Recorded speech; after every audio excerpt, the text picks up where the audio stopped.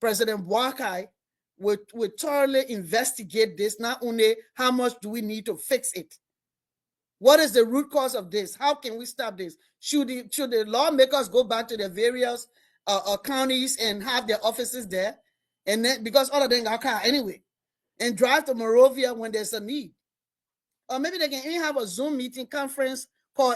Because that on the Zoom, they have restriction there. If you start cursing, they just cut you off, take you off the call, off the discussion, because there are a lot of ways that this can play out to resolve this, and that will benefit the Liberian people. Mr. Sherry, the floor is yours. Thank you.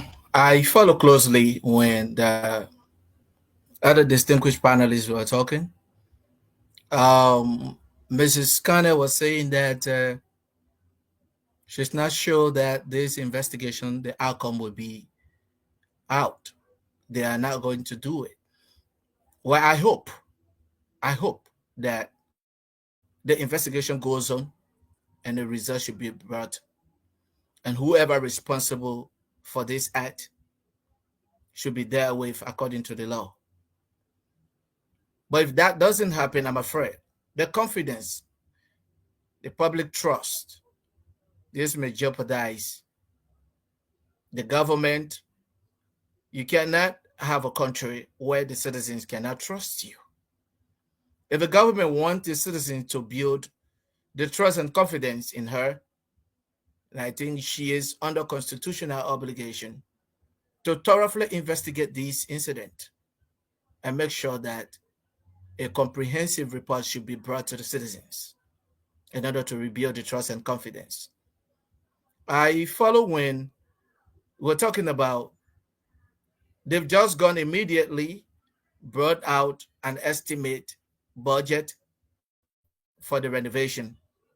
It is true that obviously that building is symbolic.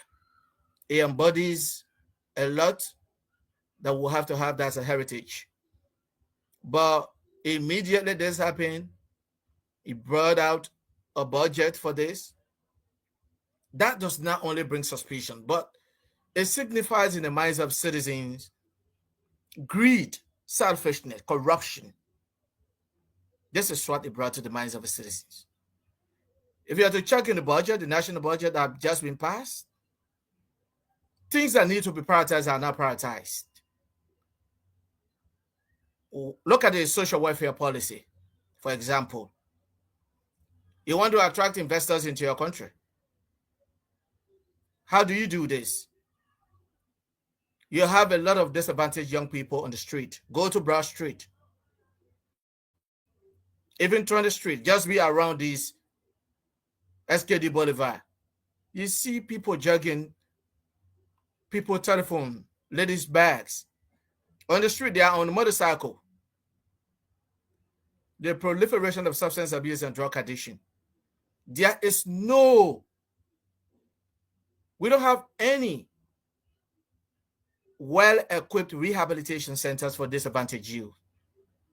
The young people that are into substance abuse and drug addiction. If you were to enter the central prison of Monrovia or Liberia, there is no rehabilitation center for juveniles. These are things that the government should be thinking about. Juveniles are not to be in prison. They are pre-trial detainees kept there for crimes that they committed. There are public defense lawyers there that will help in fast-tracking their cases. First of all, it's so unfortunate that social work as a discipline and profession is struggling to be recognized in this country. You don't have a psychosocial counselors. The national legislature, if you are to ask whether they have social welfare policy or Department for Social Work, they don't have it. If you even ask them, they will start being surprised. What is social work? What is their responsibilities? They don't see these things.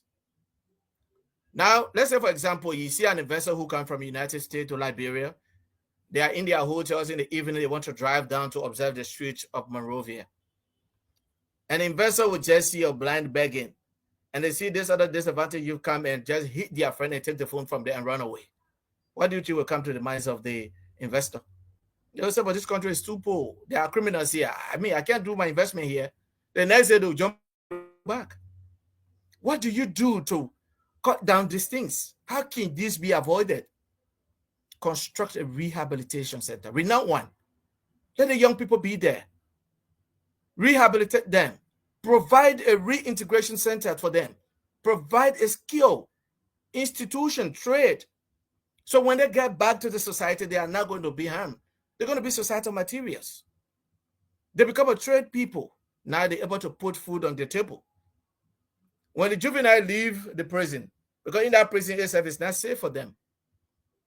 I had a privilege. I work on the juvenile justice and psychosocial project, where we have the juveniles engage with the public defense lawyers, fast track their case, and we try to help them, counsel them, reintegrate them with the society, and reunite them with their families.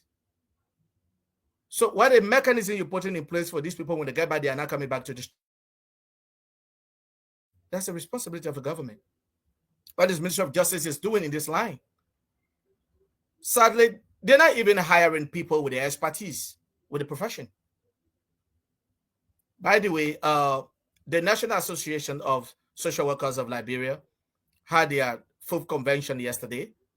And as one of the social workers who has a degree in social work, we contested and I won as a general secretary upon our inauguration. These are advocacies that we're going to embark on. Formulate a world policy of social welfare policies. Advocate for its enactment at the national legislature. Then we can start our advocacy, a robust one and unbending. Because you need people who will bring this to light. Probably they don't know, they are not educated about this. You don't blame them. So you need people who understand and bring this. Or if they are here to that, if they're going to prioritize these things. Because if you prioritize this and you understand, after the recession in the United States, former President Roosevelt Franklin, to formulate a world social welfare policy, brought 2 professional social workers that revamped the economy, transformed the American society. So this society needs that. A lot of social issues, a lot of fire incident. Before the ascendancy of this government, I can say last year from October, November, there was also fire accident. They keep coming on. What are the mechanisms you're putting in place? Most of the legislators are there. Most of them are traumatized. How can an honorable man get into the House of Parliament in session and using profanity, insulting? You are an honorable person. That building, that place is a sacred area. That when you are there, everything that is expected of you, it should be honorable. This is why someone mentioned about civic education. And thank God for the Liberian view that is on this. And we are urging all Liberians in the diaspora. While we are waiting, I agree for the reformation of the Constitution. But we can start as citizens. Let us embark on civic education. When a citizen knows who to vote for, why should they vote for a candidate?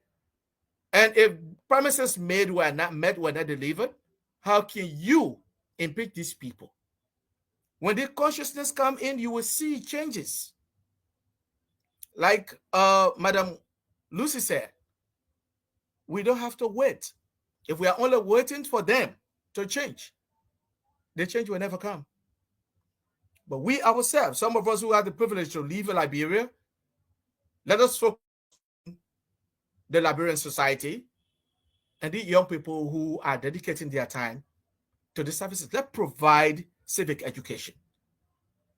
Ahead of 2029, this is one of the fundamental issues that we have to focus on.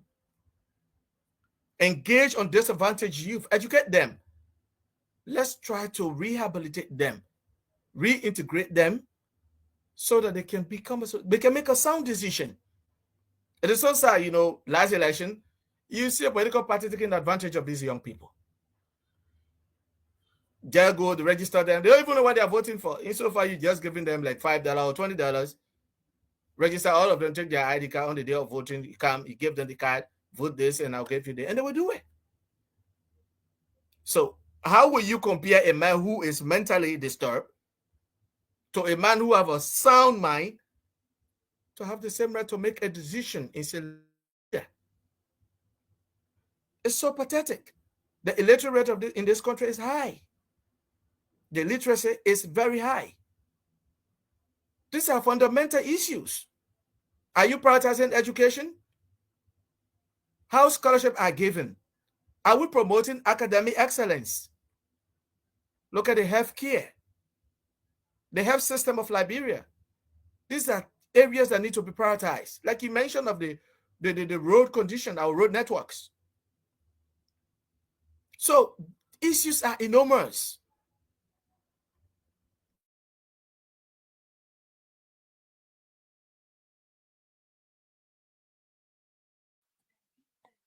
You know?